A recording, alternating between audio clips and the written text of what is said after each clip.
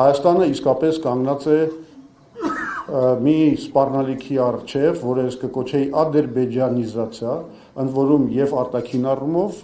այսինքն, որ Հայաստանը գնալով դառնում է Ադրբեջանին ինչ-որ մի ենթակա, մի վասալային պետություն, այնպես էլ նաեւ ներքին առումով, որովհետեւ կարծես այն բարքերը, որոնք տիրում են ավտորիտար Ադրբեջանում, այսօր կամաց աստիճանաբար փոխանցվում են նաեւ մեր ներքաղաքական կյանք։ Խոսենք մեր քաղաքացիների վիճակի մասին։ Այսօր բոլորդ գիտեք, որ մեր գյուղացին կքած է վարկերի այդ ծանրության տակ։ Գիտեք, որ գյուղատնտեսական այդ արտադրության եկամտաբերությունը ըստ էության գոյություն չունի, որովհետև գյուղացին բախվում է վառելիքի, պարարտանյութի, սերմացուի եւ այլ կարևոր գործոնների թանկության հետ, միևնույն ժամանակ խնդրեմ ունի իրացման հետ, որովհետեւ դա կատարվում է դժվար եւ ոչ ձեռնտու գներով։ Մենք ունենք այսօր արհեստավորներ, բանվորներ, որոնք աշխատանք չունեն կամ ստիպված են 3 տեղ աշխատել, մի կերպ իրենց ռոճիկը ստանալ եւ միևնույն է այդ չարչարանքը երբեք չի բերում նրան, որ իրենք կարողանան արժանապատիվ կերպով պահեն իրենց ընտանիքը։ Մենք ունենք այսօր գործարարներ, որոնք ընդ որում դա մասսայական երևույթ է, ենթարկվում են հարկային տերորի, ստեղծված է մի միջավայր, որը թույլ չի տալիս մեր տնտեսվարողներին զարգանալ, աշխատել եւ իսկապես զբաղվել ստեղծագործ աշխատանքով։ Խախտված է ներառականության սկզբունքը։ Այսօր Հայաստանում հարստանում են այն մարդիկ, ովքեր Նիկոլ Փաշինյանի կամ նրա անմիջական շրջապատի հետ գտնվում են բարեկամության, մերձավորության կապերի մեջ։ Շատ ահավոր է ժողովրդագրական վիճակը երկրում, որովհետև այսօր հրապարակված տվյալները ցույց են տալիս, որ ամուսնությունների թիվը, քանակը պակասում է, ամուսնալուծությունների թիվը բարձրանում է, ծնելիությունը իջնում է, մահացությունը բարձրանում է։ Եվ այս ժողովրդագրական իրավիճակով մենք գնում ենք դեպի հայ ժողովրդի ուղղակի նվազեցում։ Աղետալի է ուղղակի ուղիղ օտար ներդրումների, օտար երկրներից կապիտալի ներդրումների ստատիստիկան։ Եթե 22 թվականին մոտ 1 միլիարդի ներդրում է եղել, 23-24-ին արդեն դա պակասեց մինչև 500, հետո 300 միլիոն, այս տարի դա կազմում է 160 միլիոն դոլար։ Այսինքն մենք տեսնում ենք, որ համաշխարհային կապիտալը առնվազն չի կարողանում ընդունել Նիկոլ Փաշինյանի այն հեքիաթը, որ ինքը իբր ապահոված է խաղաղություն եւ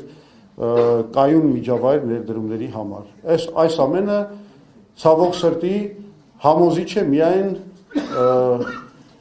այն մարդկանց համար, որոնք այսօր ուղղակի, որոնց ուղեղները ուղղակի լվացվում են պետական ռոպագանդայով։ Իհարկե, հանուն օբյեկտիվության պետք է ասենք, որ կառավարությունը որոշակի աշխատանքներ կատարում է ճանապարհաշինության առումով, այլ ենթակառուցվածքների, մանկապարտեզների, դպրոցների կառուցման հարցում, բայց ակնհայտ է, որ դա բավարար չէ Հայաստանի անհրաժեշտ կենսական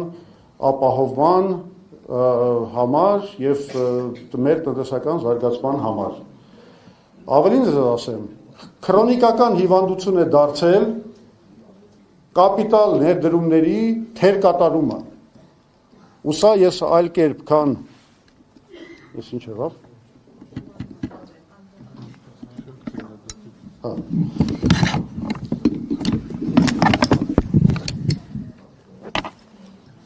Եվ սա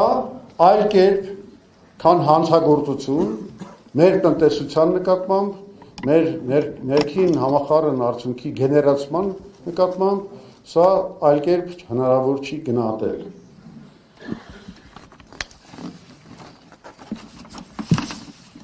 2010 թվականից սկսվել է հարավ-հյուսիս ավտոմոբիլային ճանապարհի կառուցումը։ Եթե Վրաստանում շատ ավելի ծանր, շատ ավելի դժվար պրոյեկտը իրականացրեցին ընդամենը 2 տարվա ընթացքում, Հայաստանում մինչև հիմա կառուցվել է այդ ճանապարհի անգամ կեսը չի կառուցվել։ Սա մի բան է նշանակում, եթե Հայաստանը ունի 2010 թվականից սկսած ռեսուրսներ, նոր իշխանությունը արդեն 8 տարի ուներ այդ ճանապարհը կառուցելու համար, եթե Հայաստանը ի վիճակի չի կատարել այդ հույս կարևոր ճանապարհի կառուցումը, սա նշանակում է առաջի նշաններն են, որ մենք ունենք ձախողված պետություն, այն ինչ որ հայտնի է որպես failed state։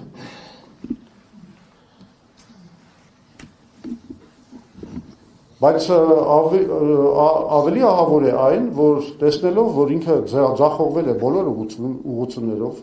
անվտանգության, տնտեսական զարգացման, Փաշինյանը անցել է մի նոր տակտիկայի, որը հետևյալն է, հարձակումներ քաղաքական անդիմախոսների վրա, հայ առաքելական եկեղեցու վրա, երկում արդեն տասնյակներով քաղբանտարկյալ կա, հարձակումներ ազատ խոսքի նկատմամբ, մարդու իրավունքների նկատմամբ, մեր ժողովրդավարական ազատությունների նկատմամբ, որոնք արդեն նմանվում են ուղղակի ասպատակությունների, մասնավորապես այն, ինչ որ կատարվում է հայ առաքելական եկեղեցու նկատմամբ։ Ոնց որ օկուպանտի ասպատակություն լինի սա։ 2026 թվականի ընտրությունները պատմական շանս են մեր ժողովրդի համար վերաիմաստավորելու անցած ուղին, հասկանալու ինչ են արել մինչ այժմ եղած բոլոր իշխանությունները եւ վերջապես ընտրելու Հայաստանի զարգացման, անվտանգության ապահովման ամենաճիշտ ռազմավարությունը։ Այդ շանսը եւ միգուցե վերջին շանսն է, որ տրվում է հայ ժողովրդին։ Հետեւաբար հայ ժողովուրդը պետք է իսկապես ամենայն պատասխանատվությամբ մոտենա այս խնդրի լուծմանը եւ այս անգամ կատարի լրջագույն մի ընտրություն, իշխանության բերի այնպիսի ուժերին, որոնք ունեն ռացիոնալ իրատեսական մոտեցում մեր բոլոր խնդիրների, լինի դա անվտանգության ապահովման, լինի դա տնտեսական զարգացման եւ այլ ոլորտների։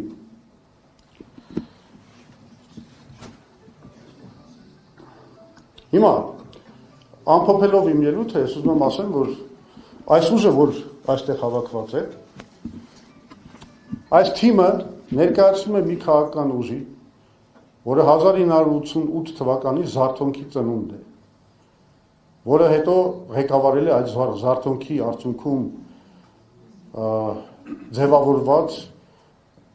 համահայկական ազատագրական շարժումը, հայոց համազգային շարժումը։ Սա այն ուժն է, որ կոմունիստական ռեժիմի հետ հակամարտության պայմաններում նվաճեց Հայաստանի Հանրապետության անկախությունը։ Սա այն ուժն է, որը իրականացրեց համաշխարհային ճանաչված եւ համաշխարհային ճանաչման արժանացած արմատական ազատական բարեփոխումները, որոնք ամրապնդեցին Հայաստանը, Հայաստանի Հանրապետությունը որպես պետություն։ Սա այն ուժն է, որը ղեկավարեց հայ ժողովրդի հաղթանակը Արցախյան պատերազմում։ Սա այն ուժն է, որը հասավ մենք շարունակեցինք հետո մշտապես հանդես գալ Ադրբեջանին խաղաղությունը պարտադրելու կամ գոնե ուժի դիրքից այն կնքելու դիրքերից։ Մենք մշտապես դրա ջատագովն էինք եւ պարզվեց, եւ ես նորից եմ ասում, սա այն ուժն է, որ միակն էր հայկական բոլոր քաղաքական ուժերի մեջ, որը ճիշտ գտնվեց նաեւ այս հարցում, որովհետեւ դա միակ ձևն էր կանխելու այն աղետը, որ մեր հետ տեղի ունեցավ։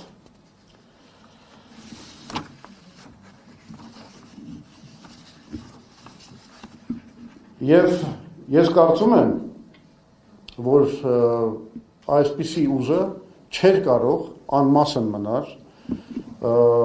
այս պատմական ժամանակաշրջանում ընթացող գործընթացներից եւ սա այն ուժն է, որը պետք է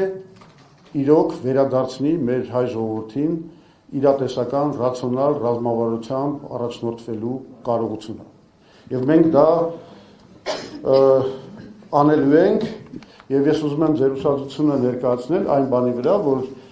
մեր թիմը փորձառության եւ երիտասարդության մի փայլուն միաձուլում է։ Մենք ունենք փորձ, մենք ունենք նոր կոմունիկացիոն տեխնոլոգիաներ, որոնք մեր երիտասարդներն են բերում, որով հարստացնում են մեր մոտեցումները, եւ մենք այս թիմով գնալու ենք շատ լուրջ ընտրարշավի եւ ես վստահ եմ, որ ճիշտ քայլերի դեպքում մենք կհասնենք հաղթանակի։ Իսկ հիմա մի քիչ շատ խոսեցինք, ես առաջարկում եմ, դա մեր պլանն է, մեր թիմակիցներին առաջարկում եմ զբաղեցնել տեղերը, աթոռները այս դահլիճում եւ համաձայն պլանի ես հիմա կներկայացնեմ մեր նախընտրական ծրագիրը, իսկ ավելի ճիշտ ոչ թե նախընտրական ծրագիրը, այլ այն ուղիանիշները, այն ուրվագիծը նախընտրական ծրագրի, որով մենք գնալու ենք այս ընտրությունների։ Մի բան էլ ասեմ, սա ընդհանրապես մեր նախանշած ուղղություններն են։ Մենք շատ լավ հասկանում ենք, որ այս ծրագիրը հայտարարելուց հետո մենք շատ սերտ շփումների մեջ պիտի մտնենք մեր հանրության հետ, մեր հասարակության հետ, գյուղացու, արհեստավորի, գործարարի, գիտնականի, ուսանողների, որպեսզի այս ծրագիրը հասցրենք մի կատարյալ վիճակի, որպեսզի այս ծրագիրը արտացոլի մեր ժողովրդի սրտից բխած բոլոր նպատակները։ Շնորհակալություն, ի գործ։